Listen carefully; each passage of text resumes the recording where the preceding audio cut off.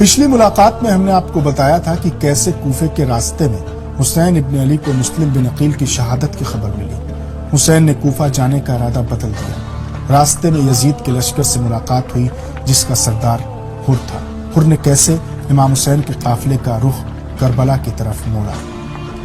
حسین عرب کے اس ریگستان میں ایک انجان منزل کی طرف بڑھ رہے تھے۔ دن گزر رہا تھا، رات کی سیاہی آسمان پر چھا چکی تھی۔ کیسی بھیانک رات تھی، چاروں طرف اندھیرا ہی اندھیرا چھایا ہوا تھا۔ ہاتھ کو ہاتھ دکھائی نہیں دے رہے تھے، دور تک صرف سناٹا ہی سناٹا تھا، منزل کا کوئی پتہ نہیں۔ پیاس بچوں سے لے کر بزرگوں تک کو تڑپا رہی تھی۔ کسی طرح رات گزری تو صبح سورج کی گرمی اور محمد کے گھرانے کے چھوٹے چھوٹے بچے۔ لگاتار صحرا کا سفر، کربلا قریب تھی۔ کربلا پر امام حسین نے نظر ڈالی تو جی بھر آیا، پکار کر کہا، لو ہماری منزل آ گئی، اب یہاں سے نہ آگے جانا ہے نہ پیچھے ہٹنا۔ قافلہ روکا گیا۔ حسین ابن علی کی بہن زینب کبریٰ نے سہم کر بھائی کو دیکھا۔ یہ کون سی زمین ہے بھائی؟ نہ کوئی بستی دکھائی دیتی، نہ لوگ ہی نظر آتے ہیں، میرا تو دل بیٹھا جا رہا ہے۔ بھائی ہم یہاں رہیں گے کیسے؟ مجھے تو اس زمین سے خون کی مہک آ رہی ہے۔ حسین ابن علی بولے، زینب یہ وہی مقام ہے جسے میں نے اکثر پریشانی کے عالم میں خواب میں دیکھا ہے۔ وہ دیکھو سامنے ہی تو نہر القمہ ہے، اسی نہر کے کنارے ہم اپنے اپنے خیمے نصب کر لیں گے۔ زینب بنت علی نے بہتے ہوئے دریا کی طرف نظریں ڈالی تو آنکھوں میں آنسو آ گئے۔ حسین ابن علی نے زینب کو سنبھالا، زینب تم تو علی کی بیٹی ہو، تم اتنا کیوں گھبرا رہی ہو؟ تم گھبراؤ گی تو اوروں کا کیا حال ہوگا؟ قسمت میں کربلا آنا لکھا تھا، اب ہم اسی جنگل کو بسائیں گے، اسے آباد کریں گے۔ میں پتہ کرتا ہوں کہ یہ زمین کس کی ہے، کس کی ملکیت ہے، اس زمین کا مالک کون ہے۔ حسین نے اپنے جوانوں کو بلایا اور حکم دیا کہ ذرا قریب کی بستی میں جاؤ اور پتہ کرو کہ اس زمین کا مالک کون ہے۔ حسین ابن علی نے اپنے بیٹے علی اکبر کے کندھے پر ہاتھ رکھا۔ اکبر یہ جگہ پسند ہے؟ جواب ملا، لاجواب مقام ہے بابا۔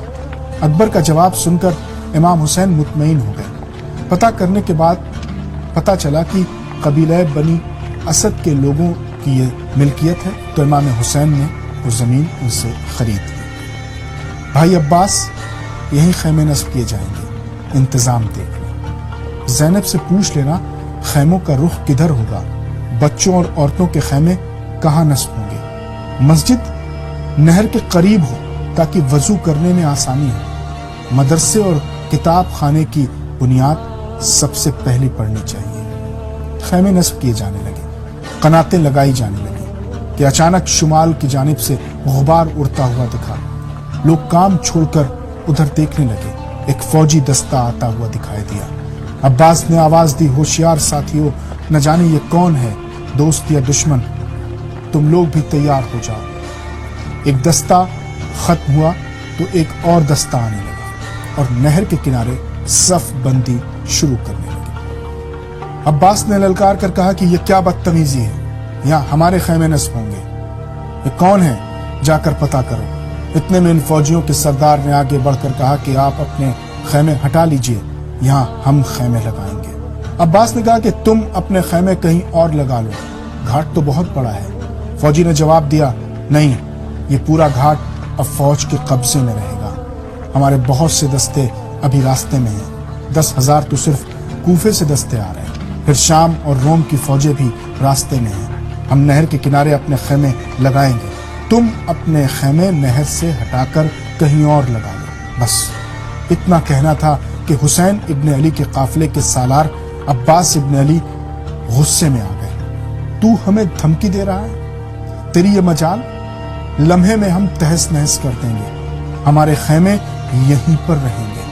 اگر کسی نے آگے بڑھنے کی کوشش کی تو خون کی ندیاں بہہ جائیں گی۔ عباس کی آواز سن کر ساتھیوں کو بھی غصہ آ گیا۔ ابن مظاہر نے کمان میں تیر جوڑا، ابو سمامہ اور ابن سعید نے تلواریں کھینچ لی، قاسم کو جلال آ گیا، علی اکبر کی پیشانی پر بل پڑ گئے۔ باہر کی ہلچل سن کر فضہ، جو امام حسین کی ماں کی کنیز تھی، خیمے کے در پر آ گئی۔ دوڑی ہوئی جناب حضرت زینب کے خیمے میں پہنچا۔ بی بی عباس ابن علی کو جلال آ گیا ہے۔ زینب نے عباس تک فوراً پیغام پہنچایا۔ امام حسین آگے بڑھے، اپنے بھائی عباس کو روکا۔ عباس، ہمارا مسلک امن ہے۔ عباس سر سے پاؤں تک لرز رہے تھے۔ کہا آقا، ہم حق پر ہیں، لیکن ہم رسول خدا کی آل ہیں۔ جنگ ہمارا شیوا نہیں ہے عباس، ہم تو پردیس میں ہیں، ہمارے لیے کیا جنگل، کیا ترائی، کیا ریگستان۔ عباس، اپنے ارادے بدل دو۔ حسین کی اجازت ہوئی۔ عباس نے دریا سے خیمے ہٹا لیے اور نہر سے 400-500 قدم دور امام حسین کے خیمے کو لگایا جانے لگا۔